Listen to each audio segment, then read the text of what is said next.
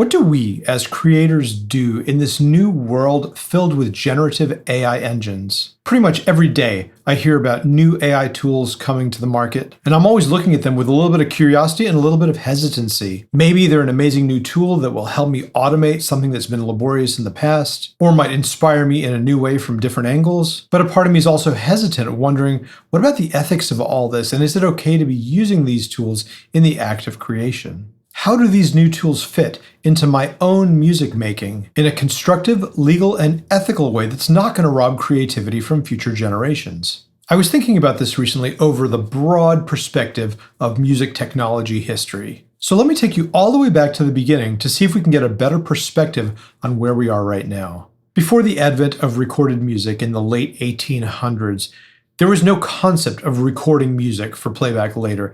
Every piece of music that every human ever made had to be performed live. And then, enterprising inventors led us through successive technological advances that took us through the acoustic age, the electric age, the magnetic age, and finally, the digital or the electronic age. It wasn't until the magnetic era, and by that I mean tape, that we saw people actually start to use recordings in multi-track format, which meant you could record one instrument or one set of instruments and then layer it with another set of instruments that wasn't recorded at the same time. This was really the first time that humanity ever experienced the phenomenon of creating music that didn't exist in real life, that couldn't be played just by the one person or the one ensemble at once. And of course, there are very famous examples of these. The Beatles, the Beach Boys. In the 60s, they pioneered all kinds of advanced studio techniques, pushing the boundaries so that they could create the music in their imagination, which wasn't always traditionally live performable music. Then in the following decades, we saw the rise of electronic instruments. We got drum machines that could mimic drums. Electronic at first, but later sampled, and that meant they could recreate pretty much any sound that could be recorded. That led to the phenomenon of sample libraries, which, when coupled with the power of the computer, greatly multiplied the possibilities of what we were able to do with that technology. Once we had samplers in computers, we were able to access vast amounts of polyphony, articulations, remote controls, all that kind of stuff. Now, sample libraries undoubtedly cost the jobs of performing musicians, but they also allowed a real jump in accessibility and a lowering of the price point to allow virtually anyone to get started making music with instruments that sounded reasonably real. And today, using sample technology, it's possible to recreate orchestrations of entire orchestras or huge bands that don't exist in real life. Now, the next bend in the road of music technology is when we start to get into shortcuts or automations. I'm thinking of things like EZdrummer or XLN Audio's addictive drums, or the Smart Drummer or Smart Guitars, things that are built into GarageBand and Logic. These are tools that can use a form of predictive intelligence to draw from a library and really speed up the process of music creation. In some cases, these new instruments can provide unexpected inspiration, like if they play something different than you asked for, and that makes you think of possibilities you hadn't thought of before. This has happened to me many times. The present generation of instruments and tools are getting really, really smart. And I don't know any composer or songwriter that doesn't appreciate and use tools that help them work more efficiently and might even provide some new inspiration along the way. The new and coming age of AI is different, though. Whereas we went from recording full tracks on tape to multi-tracking instruments over each other, to augmenting with electronic instruments, to utilizing sample libraries that might actually replace human musicians in some cases. Now the technology has moved to an even more micro level. These new tools aren't just helping you play and record instruments for you. Some of them are actually helping you think of the music itself. They are, in a very real way, starting to encroach on the compositional process. And we, as a community of music makers, have to decide how we feel about that. Now, I can go off on the generative engines like Suno and Udio, where the real core of the problem is that they allegedly scraped probably the entire history of recorded music without consent, credit, or compensation to make their product. And now their product is a commercial offering that can generate literally unlimited quantities of music based on our data. That's a real problem.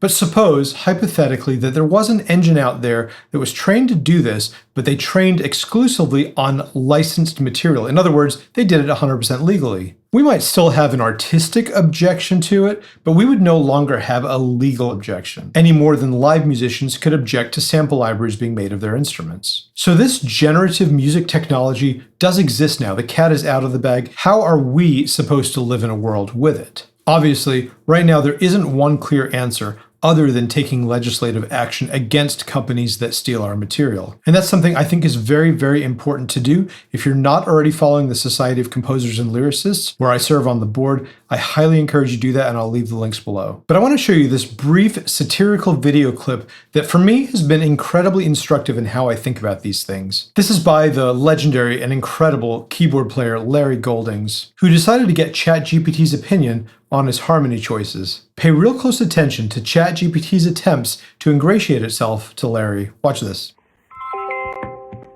I feel like I overuse the 1, flat 3, 7, flat 6, major 7, flat 2, dominant 7, like the, the Thelonious Monk kind of changes. You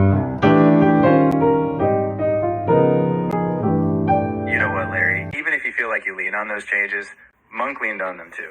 And look where that got him. On In a Sentimental Mood, and it's the last A, and instead of going to the D minor, everybody likes to go to that B half diminished. I'm tired of it. I hear you, Larry. That B half diminished is a classic move. But hey, you've got every right to shake it up. Maybe next time go somewhere unexpected and make it your own. That's what I'm talking about.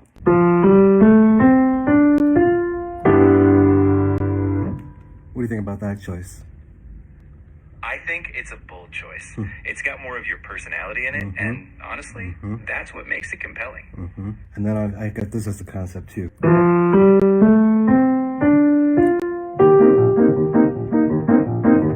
What do you think about that approach? I really like it. It feels like you're breaking away from the cliche and giving the harmony a bit more surprise. It's got a fresh character, and I think it'll keep things interesting for your listeners. Thank you. You're so welcome. I'm glad we could jam on ideas. Anytime you want to bounce more concepts around, I'm here. For me, when I see that clip, the distinction has never been clearer. ChatGPT is programmed to and is desperately trying to mimic an organic conversation with Larry. But as musicians, we all know the engine is completely clueless about what it's talking about. And even if it knew the finer intricacies of Monk's harmony, it would be completely unqualified to give an artistic opinion on it. There's a tell in there too. Did you notice how ChatGPT used the word honestly?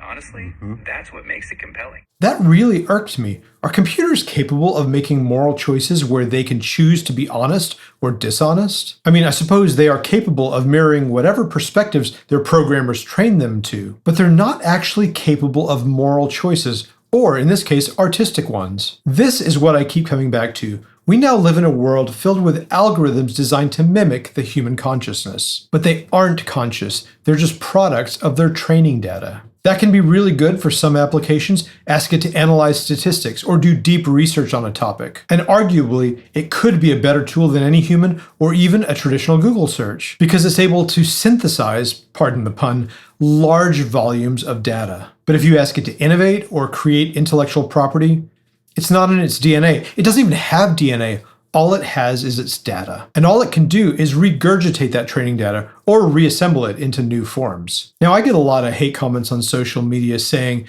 this is all that humans do too. We're influenced by music that came before us, our training data, and we regurgitate it or assemble it into new forms. I don't really believe that. The creative act of creation is palpably obvious to anyone who engages in it, or even someone who's in the room while it's being made. When I sit at my piano to improvise some music, I'm not stealing one note from one composer and another note from another composer. I'm engaged in a moment of creation, which might be influenced by any number of intangibles, including my mood, my ear, what I had for breakfast, the people with me, the conversations I may have just had, my brain chemistry, all kinds of things. Creation is an organic process, a conscious process.